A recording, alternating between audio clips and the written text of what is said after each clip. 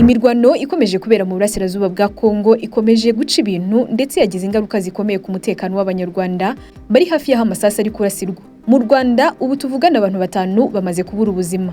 Ibyo byatangajwe n'umuvugizi w'igisirikare cy'u Rwanda General Ronald Rwivanga. Abantu 5 ngo bamaze gupfa kubera amasasu ari kuva muri Kongo, abakomeretse bo bamaze kugera kuri 20. Uko ni nako inyeshyamba zayo mu 23 zikomeje gusatira ibice by'ingenzi mu mujyi wa Goma. Ubu tuvugana zikaba zamaze gufata televiziyo y'igihugu ishami ry'Igoma. Muri uyu mujyi kandi ni nako hakomeje ibikorwa by'ubusahuzi bitandukanye.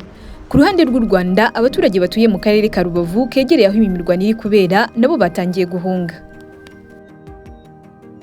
Umutekano i Goma ukomeje kuzamba. Mu gitondo cyo kuri uyu wa mbere, bamwe mu basirikare ba Repubulika Iharanira Demokarasi ya Kongo batsinzwe n'umutwe wa M23 bambutse umupaka bakaba bahungiye mu Rwanda. Icyakora ibyo ntibyabujije urugamba gukomeza kuko amasasa akomeje kuvuga ndetse amwe yatangiye no kwinjira mu Rwanda.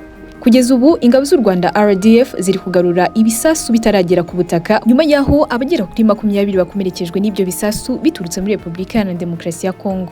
Bamwe rero mu basirikare ba leta bari muri uyu mujyi bahisemo kwishyikiriza M23 bamburwa intwaro zabo zose, abandi bahungira mu Rwanda. Abahungiye mu Rwanda bakiriwe mu karere ka Rubavu, inzego z'umutekano zirabasaka zigenzura ko nta ntwaro bafite. Abarenga 20 nibo binjiye ku mupaka bitwaje imbunda zirimo n'amasasu, izo mbunda bakaba bazishyikirije ingabo z'u Rwanda.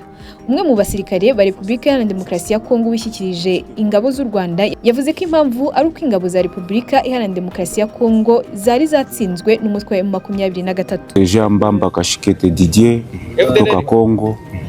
Ninafika hapa Rwanda fatana kukimbia hali ya vita, nagombana vita paske vita ni kabumbu. Bengine banashindaka, bengine banaweza, bengine banashinda, bengine banaweza vile vile. Na njo pale ba adversaire banaweza na njo pale tunatoroka. Tunajiripoti ufasi fulani na tupumzike kwanja. Tujiretablir kama muda mrefu, tujue kama government itafanya enju yetu. Ndio hakuna tena nyingine fa. Uretse abasirikare ba FARDC n'abakozi b'umuryango w'abibumbye bari Goma bahungiye mu Rwanda ndetse biteganyijwe ko bari kujyanwa i Kigali bagacumbikirwa muri hoteli zitandukanye.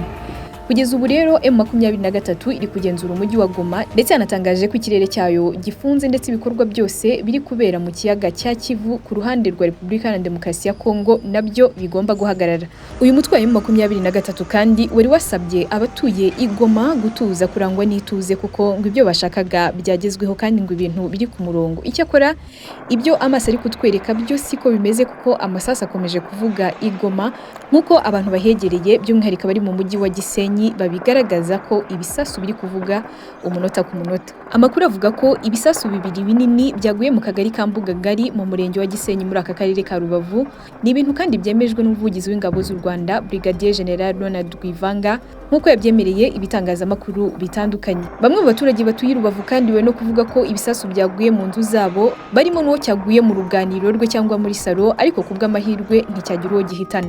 Guhera ubwo ingabo z'u Rwanda RDF zahise zitangira gucunga umutekano ku ruhande rw'u Rwanda zikoresheje intwaro karundura zihagarika ibisasu bikiri mu kirere kugira ngo bitagera ku butaka bw'u Rwanda bigakomeza guhungabanya umutekano w'abaturage. Mu gihe urufaye rw'amasasu narwo rukomeje kuba rwinshi mu mirwano umutwe wa M23 ugihanganyemo n'ingabo za leta ya Repubulika Iharanira Demokarasi ya Kongo.